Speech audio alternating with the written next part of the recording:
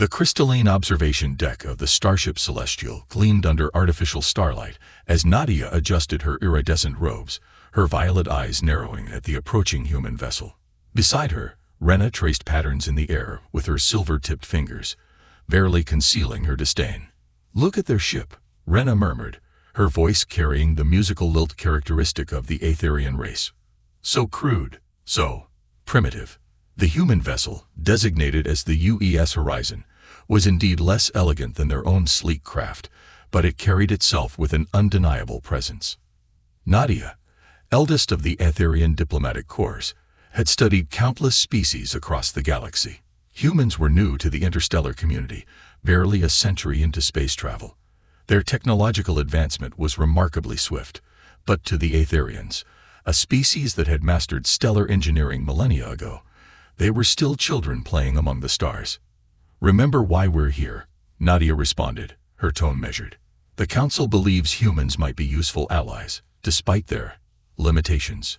She didn't bother hiding the note of condescension in her voice.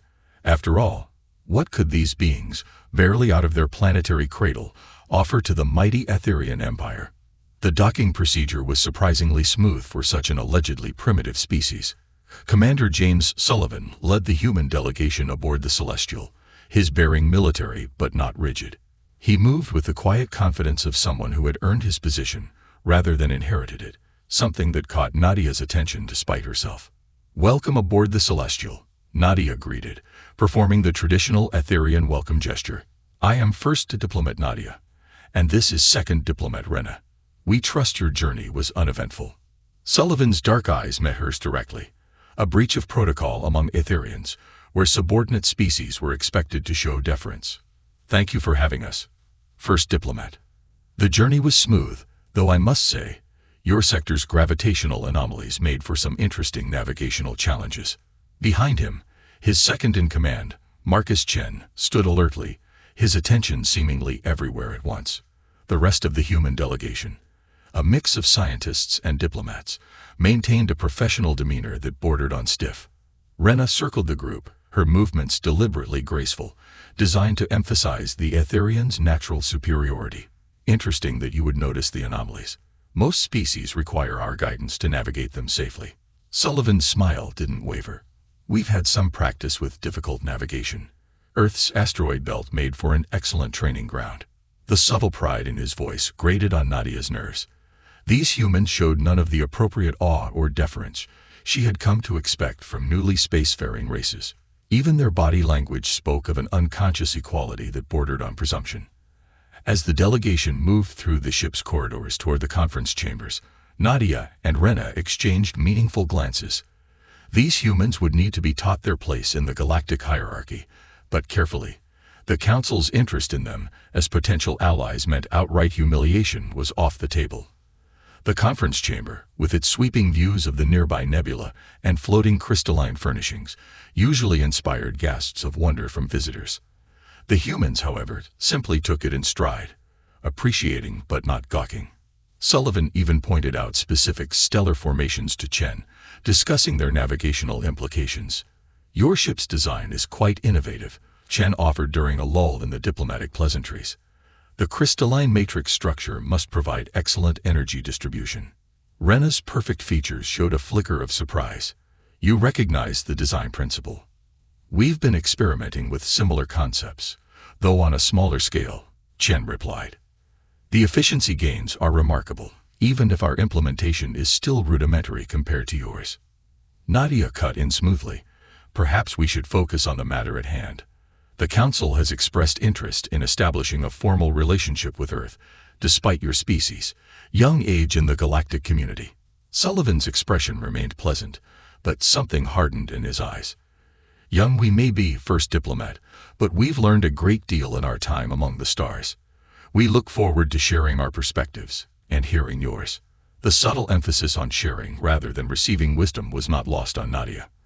These humans were either remarkably unaware of their place in the universe, or possessed an arrogance that surpassed even the Aetherians' expectations. As the initial meeting progressed, Nadia found herself increasingly unsettled. The humans showed neither the expected intimidation nor the desperate eagerness to prove themselves that characterize most emerging species. Instead, they engaged in discussions as equals, offering insights and occasionally even gentle corrections to Aetherian assumptions about Earth and human capabilities. "You seem surprised by our knowledge of quantum mechanics," Sullivan noted during one exchange. "We may be new to the galactic stage, but we're quick studies. Necessity has always been a powerful teacher." Rena's musical laugh held a sharp edge. "Necessity? What could your brief encounter with the cosmos possibly have taught you that our millennia of experience haven't already mastered?" "Perhaps," Chen interjected quietly, "that's precisely what makes our perspective valuable. Fresh eyes often see what experience takes for granted." The human's quiet confidence was beginning to feel less like ignorance and more like a challenge. Nadia caught herself wondering if they had underestimated these beings. No, impossible. They were simply too young, too inexperienced to be truly worthy of Aetherian respect. Yet as the meeting concluded and the humans prepared to return to their ship for the day, Nadia couldn't shake the feeling that something was different about this species. They hadn't merely survived their first steps into space. They had thrived, adapting and innovating with remarkable speed. "We'll need to test them more thoroughly," Rena murmured as they watched the humans depart. "Find their breaking point." Nadia nodded slowly, her violet eyes fixed on Sullivan's retreating form. "Yes, but carefully. I suspect these humans aren't as simple as they appear." She paused, considering. "They may not break as easily as we expect." What had started as a routine diplomatic mission was quickly becoming something more intriguing. These humans, with their quiet strength and unexpected insights, presented a puzzle that Nadia found herself eager to unravel. But first, they would need to be shown their proper place in the galaxy. Assuming, of course, that such a thing was possible. The following days aboard the Celestial became an intricate dance of power and perception. Nadia watched from her private chambers as the human delegation moved through their scheduled tasks with unwavering focus. Their behavior continued to perplex her. They showed neither the submission she expected nor the brash arrogance that would justify immediate dismissal. "They're infuriating," Rena declared, pacing the crystalline floor. Her silver-tipped fingers twitched with barely contained frustration. "Did you see how Commander Sullivan responded to the quantum navigation challenge? He shouldn't have been able to solve it." Nadia's violet eyes tracked a holographic display of the human's movements throughout the ship. "Not only did he solve it, but Chen improved upon our existing calculations." The admission tasted bitter on her tongue. "Perhaps we need to apply more pressure." The opportunity came during the afternoon's joint engineering session. The Aetherians had prepared a series of increasingly difficult technical challenges designed to expose the humans' technological inadequacies. Chen led the human engineering team, his quiet competence masking the sharp intellect that continued to surprise them. "This section of your propulsion system," Chen noted, studying the deliberately complex diagram. "It's elegant, but there's room for improvement in the energy distribution." Rena's musical laugh held a sharp edge. "Improvement? Our designs have been perfected over millennia. What could you possibly suggest?" Chen didn't rise to the bait. Instead, he pulled up a holographic model, his fingers moving with precise certainty. "If you adjust the crystal matrix alignment here and here," he demonstrated, "you can reduce energy loss by approximately 8.3%. The worst part was that he was right. Nadia stepped forward, her iridescent robes shimming with barely contained energy. "While your enthusiasm is noted, Second Officer Chen, perhaps we should focus on areas more suited to your species' current level of development." Sullivan, who had been observing quietly from the corner, straightened. "First Diplomat, with all due respect, limiting the exchange of ideas defeats the purpose of this alliance." "Alliance?" Rena's voice dripped with condescension. "I believe you misunderstand your position, Commander. We're here to evaluate whether your species is worth our attention at all." The temperature in the room seemed to drop several degrees. Sullivan's dark eyes met Nadia's, and for the first time, she saw something dangerous lurking in their depths. Not anger. That would have been expected, even satisfying. No, what she saw was determination. "Then evaluate us," Sullivan said quietly. "But understand that we're not here to prove ourselves to you. We're here to determine if an alliance would be mutually beneficial." The audacity of his statement hung in the air like a challenge. Nadia felt her crystalline implants pulse with irritation. How dare these primitives speak to them as equals? Very well, she replied, her voice silk over steel. Let's see how you handle a real challenge. She gestured to the ship's central control interface. Your team has 1 hour to optimize our secondary power grid. Any failures will result in a complete shutdown of non-essential systems. Chen exchanged a quick glance with Sullivan, who gave an almost imperceptible nod. We accept. What followed was unlike anything Nadia had witnessed in her centuries of diplomatic service. The human team worked with a synchronized efficiency that bordered on artistic. Chen directed their efforts with quiet authority, his instructions precise and his decisions swift. When unexpected complications arose, some naturally occurring, others secretly introduced by Rena, they adapted without hesitation. Remarkable, Rena murmured, watching the humans work. They're actually going to succeed. Nadia's fingers clenched behind her back. Increase the difficulty. Let's see how they handle real pressure.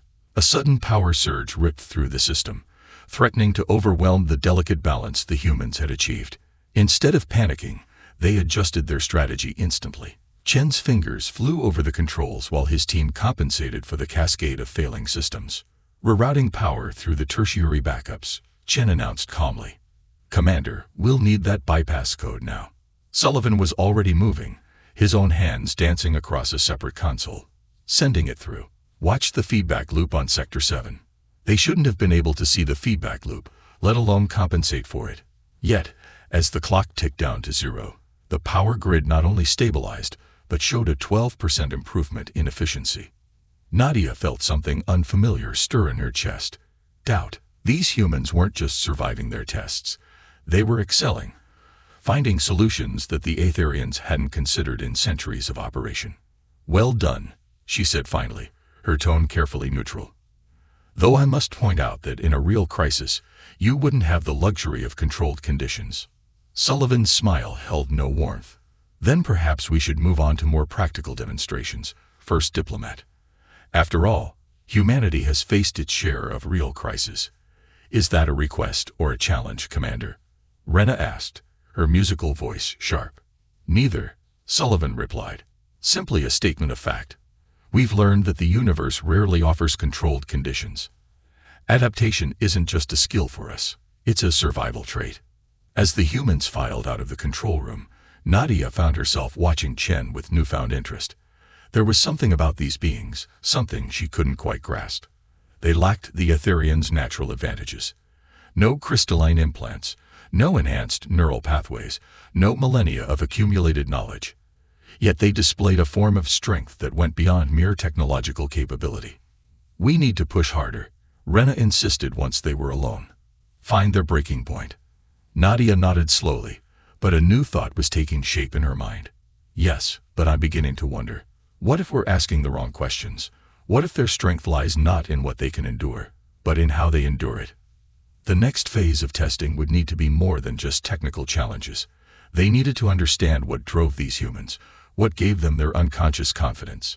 And perhaps, though Nadia was reluctant to admit it, they needed to understand why the sight of their quiet competence was beginning to shake her centuries-old certainties about the natural order of the galaxy. The warning klaxons shattered the artificial night cycle aboard the Celestial, their urgent wail pulling Nadia from her meditation chamber. Emergency lights pulsed along the crystalline corridors as she rushed to the bridge, her robes flowing behind her like liquid starlight. Status report, she demanded, finding Rena already at the main control interface. Spatial anomaly, Rena replied, her silver fingers dancing across the holographic displays. Unlike anything in our database, it's expanding at an exponential rate, and our containment fields are failing. Through the viewport, Nadia could see it. A tear in the fabric of space itself, bleeding impossible colors and radiating waves of destructive energy. The Celestials' sophisticated sensors were struggling to make sense of the phenomenon, and even their advanced shielding technology was showing signs of strain. The human ship, Nadia said suddenly, remembering their guests. Where is the horizon? Still docked, Rena answered, frustration evident in her musical voice. Their systems won't withstand this kind of spatial distortion. They should have already retreated to a safe distance. As if summoned by their discussion, Commander Sullivan and Chen burst onto the bridge, their expressions grave but focused. First diplomat, Sullivan addressed Nadia directly. "We've detected unusual quantum signatures from the anomaly. We might be able to help." Rena's laugh held an edge of hysteria. "Help? Your primitive sensors can barely detect standard spatial distortions. This is beyond your comprehension." "Maybe," Chen agreed calmly, already moving to an auxiliary control station. "But we've dealt with something similar before. The quantum signature matches a phenomenon we encountered in the Carina Nebula last year." Nadia wanted to dismiss them, to order them back to their ship, but the containment field was failing faster than their systems could compensate. They were running out of options. "Explain," she commanded. Sullivan quickly laid out their theory while Chen worked. The anomaly wasn't just a spatial tear. It was a cascade failure in the quantum fabric itself, similar to one they'd successfully contained during their early deep space explorations. Their solution had been unorthodox but effective. "It's insane," Rena protested, watching Chen's calculations appear on the main display. "Using the ship's own quantum matrix to create a resonance field. The power requirements alone would be manageable if we synchronize both ship systems." Chen interrupted. "The Horizon's experimental quantum core can handle the initial surge, while the Celestial's more advanced containment systems stabilize the field." Another warning alarm blared as the anomaly's outer edge brushed against their primary shields. They had minutes at most before the situation became catastrophic. Nadia made her decision. Do it. What followed was a symphony of organized chaos. Sullivan coordinated between the ships while Chen and the Aetherian engineers worked to align their vastly different technologies. The humans moved with practiced efficiency, as if they'd trained for this exact scenario. "Power surge in 3, Chen called out, his fingers flying across the controls. 2, 1. The combined energy of both ships poured into the quantum resonance field. The Celestial's crystalline structure hummed with power, while reports from the Horizon indicated their systems were running well beyond recommended limits. "Field is holding," Rena reported, surprise evident in her voice. "The anomaly's expansion is slowing. Horizon's quantum core is approaching critical," Sullivan warned. "We need to stabilize the resonance now." Nadia watched in astonishment as Chen implemented a series of corrections that her own engineers hadn't even considered. The human solution was inelegant by Aetherian standards, but it was working. The anomaly's wild energies were being contained, forced into a stable pattern by their combined efforts. "Energy patterns are normalizing," Chen announced after several tense minutes. "We can begin power reduction in phases." As the crisis subsided, Nadia found herself studying the humans with new eyes. They hadn't just helped, they'd been instrumental in saving both ships. Their unconventional approach, combined with their ability to adapt and implement solutions under extreme pressure, had turned what could have been a disaster into a manageable situation. "How did you know this would work?" she asked Sullivan quietly, once the immediate danger had passed. "We didn't," he admitted, "but we knew something similar had worked before, and we understood the basic principles. Sometimes that's all you need. That, and the willingness to try." Rena joined them, her earlier disdain somewhat tempered. "Your solution was unorthodox. Our engineers would never have considered deliberately creating a quantum resonance with an unstable anomaly." "Sometimes the best solutions are the ones that seem impossible," Chen replied, still monitoring the declining energy readings. "We've learned that the hard way." Nadia absorbed their words, feeling her centuries-old certainties continuing to shift. These humans didn't just face challenges. They embraced them, using their limitations as a springboard for innovation, rather than accepting them as boundaries. "Your ship," she said suddenly, realizing something. "You knew the risks of staying docked. Your systems were pushed far beyond safe limits. Why didn't you retreat when you had the chance?" Sullivan's dark eyes met hers steadily. "Because you needed help. Because we could make a difference. That's what humans do. We help where we can, how we can, regardless of the risk. Even for those who've shown you nothing but condescension." Rena asked, her musical voice unusually subdued. "Especially then," Chen answered with a slight smile. "Sometimes the best way to challenge prejudice is to prove it wrong through actions rather than words." As the recovery efforts began, Nadia found herself watching the seamless cooperation between human and Aetherian crews with growing fascination. The humans didn't boast about their role in the crisis, didn't demand recognition or concessions. They simply worked, helping where needed, offering suggestions without presumption, and learning from their Aetherian counterparts, even as they taught them new ways of thinking.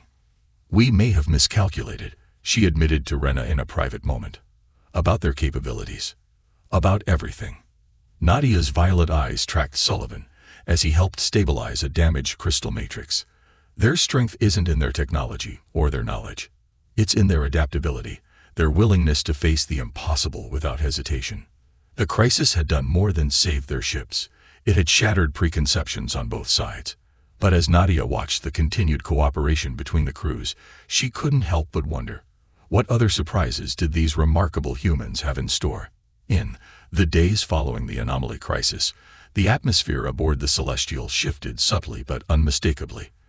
The Aetherian crew's interactions with their human counterparts carried a new undercurrent of respect, though many still struggled to reconcile their ingrained sense of superiority with the evidence before them. Nadia stood in her private observatory, watching the repair crews work outside the ship. Human and Aetherian technicians moved together in the void, their movements choreographed with unexpected harmony. Through the transparent crystal walls, she could see Chen directing a joint team as they reinforced the quantum stabilizers that had been strained during the crisis. "They're still full of surprises," Rena observed, joining her at the window. "The humans have proposed several modifications to our repair protocols. Some of them are actually innovative." "You sound almost impressed," Nadia noted, studying her companion's expression. "I'm confused," Rena admitted, her silver fingers tracing patterns in the air. A nervous habit she'd never managed to break. "Everything we believed about them, about their limitations, we were wrong, weren't we?" Before Nadia could respond, alarms blared through the ship once again. But these were different from the previous crisis, more urgent, more final. Multiple hull breaches detected in sections 7 through 12, the ship's AI announced. "Quantum core destabilizing. Cascade failure imminent." They rushed to the bridge, finding Commander Sullivan and Chen already there, working alongside the Aetherian crew. The damage from the anomaly had been more severe than initially estimated, and now the ship's very structure was beginning to fail. "The quantum resonance weakened the crystal matrix more than we thought," Chen reported grimly. "We're looking at a complete structural collapse within the hour." Nadia felt the weight of centuries of pride and certainty crumbling around her. "Our containment protocols should have prevented this. The celestial systems are the most advanced in the galaxy." "Advanced doesn't always mean perfect," Sullivan said quietly. "Sometimes the most sophisticated systems are also the most vulnerable to unexpected complications." "We need to evacuate," Rena declared, her musical voice tight with stress. "The horizon can't hold everyone," Chen finished. "But we have an alternative." He pulled up a schematic on the main display. "If we can stabilize the primary crystal matrix long enough, we might be able to make emergency repairs. The only way to reach the primary matrix is through the maintenance tunnels," Nadia objected. "And with the radiation levels in that section," Sullivan's expression hardened with determination. "We've dealt with radiation before. Our environmental suits can handle it long enough to get the job done." "You can't be serious," Rena protested. "Those tunnels were designed for Aetherian maintenance drones, not human biological systems. The crystal resonance alone could shatter your bones." "Maybe," Chen acknowledged. "But it's either try or watch the Celestial tear itself apart. Your ship is too important to lose, and we don't leave allies to face disaster alone." Nadia stared at him, truly seeing these humans for perhaps the first time. "You would risk your lives for a ship that isn't yours? For people who have treated you with nothing but condescension?" Sullivan's smile was grim but genuine. "That's what humanity does, First Diplomat. We see a problem. We try to fix it. Everything else, politics, prejudice, pride, that's all secondary to saving lives and doing what's right." Before anyone could object further, the human commander was organizing teams. He and Chen would lead the repair effort personally, working with a small group of volunteers from both crews. The plan was dangerous, possibly suicidal, but it was also their only chance. Nadia watched as they prepared, donning reinforced environmental suits and checking equipment. The humans moved with practiced efficiency, but there was something else in their movements, a quiet acceptance of the risk, combined with an unshakable determination to see it through. "Let me go with you," she found herself saying, surprising everyone, including herself. "I know the crystal matrix better than anyone. You'll need my expertise." Sullivan studied her for a moment before nodding. "Suit up." The journey through the maintenance tunnels was a nightmare of twisted crystal and deadly radiation. The humans pushed forward despite obvious pain, their vital signs fluctuating dangerously as the crystal resonance battered their bodies. Yet they didn't complain, didn't hesitate. "Almost there," Chen gritted out, his voice trained but steady. "Primary matrix junction ahead." They reached the core just as another series of alarms blared through the ship. The crystal matrix was beautiful in its complexity, but now it pulsed with unstable energy, threatening to tear itself apart. "We need to realign the primary nodes," Nadia instructed, fighting to keep her voice calm. "But the radiation levels will kill us if we take too long," Sullivan finished. "So let's not take too long." What followed was a desperate race against time. Human and Aetherian working in perfect synchronization, each bringing their unique perspectives and abilities to bear on the problem. The humans' unconventional approaches complemented Nadia's deep understanding of the systems, creating solutions that neither species would have developed alone. "Power fluctuation stabilizing," Chen reported, his voice weaker now. "Matrix realignment at 60%, 70%. Nadia could see the toll the radiation was taking on the humans. Their movements were becoming sluggish, their breathing labored. But still they worked, pushing through pain and exhaustion with a determination that defied logic. "Why?" she asked Sullivan as they made the final adjustments. "Why push yourself so far for us?" "Because we can," he answered simply, though she could hear the strain in his voice. "Because every life saved, every disaster averted, makes the universe a little better. That's worth any risk." As the matrix finally stabilized, and they began their retreat from the maintenance tunnels, Nadia felt something fundamental shift within her. These humans, whom she had dismissed as primitive and limited, had just risked everything to save a ship that wasn't theirs, a crew that had looked down on them, and a technology they barely understood. Their strength wasn't in their bodies or their technology. It was in their spirit, their unwavering determination to help others regardless of the cost to themselves. And in that moment, Nadia realized that perhaps the Aetherians, for all their advanced technology and ancient wisdom, still had much to learn. The medical bay of the Celestial hummed with activity as both human and Aetherian medical staff worked to treat those affected by the radiation exposure. Nadia stood at the observation window, watching as Commander Sullivan and Chen underwent treatment. The humans had suffered the worst effects, their biological systems more vulnerable to the crystal resonance than their Aetherian counterparts. "They'll recover," the Aetherian chief medical officer assured her. "Though I must admit, their cellular regeneration rate is remarkable. They're healing faster than our models predicted." "They seem to make a habit of exceeding our predictions," Nadia murmured, remembering the events in the maintenance tunnels. The humans' actions had saved more than just the ship. They had shattered every preconception the Aetherians held about their species. Rena joined her at the window, her usual grace somewhat subdued. "The Council has requested our preliminary report on the humans' capabilities." She paused, choosing her words carefully. "I'm not sure how to explain what we've witnessed." "Then perhaps we should tell them the truth," Nadia replied, her violet eyes fixed on the recovering humans. "That we've discovered something far more valuable than mere technological advancement." Inside the medical bay, Sullivan was already attempting to sit up, despite the medical staff's protests. Even now, he was asking about the ship's status, concerned more about the Celestial's repairs than his own recovery. Chen, in the adjacent bed, was discussing modified radiation shielding protocols with an Aetherian engineer, his mind still working to prevent future incidents. First Diplomat, a junior officer, interrupted her thoughts. "We've completed the initial analysis of the maintenance tunnel recordings. You'll want to see this." The holographic display showed the repair team's vital signs during the crisis. The humans' readings should have incapacitated them long before they reached the crystal matrix, yet they had pushed through, their determination overriding their body's natural limits. How? Rena wondered aloud. How did they continue functioning under those conditions? "Perhaps we've been asking the wrong questions," Nadia responded, beginning to pace the observation deck. "We've spent so long measuring species by their technological advancement, their natural abilities, their evolutionary advantages. But humanity." She gestured to the medical bay. They show us a different kind of strength entirely. Later that evening, once the immediate crisis had passed, Nadia called a formal meeting between the human and Etherian leadership. The conference room, with its sweeping views of space, felt different now, less a stage for diplomatic theater and more a place for genuine dialogue. "Commander Sullivan," Nadia began, noting how he still carried himself with dignity despite his obvious fatigue.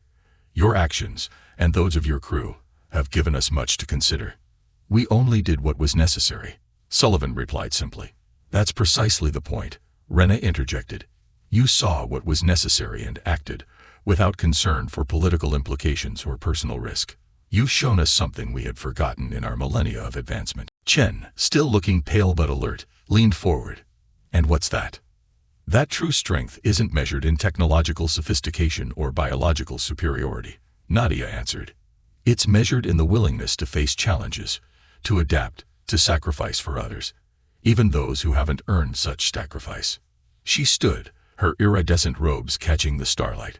"My report to the Council will recommend not just an alliance with humanity, but a complete reassessment of how we measure species potential. You've taught us that we have much to learn, despite our advanced age." Sullivan shared a glance with Chen before responding. "We're not perfect, First Diplomat. Humanity has its flaws, its weaknesses. We make mistakes, sometimes terrible ones. Yet you learn from them," Rena observed. "You face them, adapt, and grow stronger. We've watched you turn limitations into advantages, challenges into opportunities. That's a kind of power we hadn't considered before." The meeting continued late into the night, but it was different from their earlier diplomatic sessions. The artificial barriers of rank and species had been broken down, replaced by genuine curiosity and respect on both sides.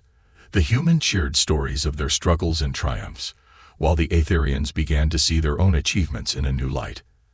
As the Celestials' repairs neared completion, Nadia found herself in the observation deck one final time, watching the endless dance of stars. She sensed Sullivan's approach before he spoke. "Credit for your thoughts, First Diplomat." "I was just thinking about power," she replied. "We Aetherians have spent millennia perfecting our technology, enhancing our natural abilities, reaching for ever greater heights of advancement. Yet in less than a century of space travel, humanity has shown us something we had overlooked. Oh, that the greatest power isn't in the technology we wield or the abilities we possess. It's in the choices we make, the determination to face impossible odds, the willingness to risk everything for what's right." She turned to face him. "Your species reminds us of what we used to be, before we became so certain of our superiority." Sullivan smiled slightly. "Perhaps that's the real purpose of first contact, not just to meet new species, but to see ourselves more clearly through their eyes." As the human delegation prepared to return to the horizon, Nadia and Rena stood at the docking bay. The farewell ceremony was brief, but genuine. The Aetherians had abandoned their earlier condescension, replaced by a new understanding and respect. "Remember," Nadia said as Sullivan prepared to board, "you've given us more than just an alliance. You've given us a new perspective on strength, on potential, on what it truly means to be advanced. And you've reminded us that sometimes the greatest discoveries come from being underestimated." Sullivan replied with a warm smile. "Here's to proving more assumptions wrong in the future." As the human ship departed, Nadia watched it disappear into the vast expanse of space. The Celestials' crystal corridors seemed to pulse with new energy, as if the ship itself had been transformed by the events of the past weeks. "They really are remarkable, aren't they?" Rena mused. "Yes," Nadia agreed, her violet eyes fixed on the spot where the horizon had vanished. "And I suspect they'll keep surprising us for centuries to come." The Aetherians had sought to test humanity's limits, to prove their own superiority. Instead, they had discovered that true strength lay not in the power to dominate, but in the courage to help, to adapt, to face the impossible with unwavering determination. It was a lesson that would reshape their understanding of the galaxy and their place in it for generations to come.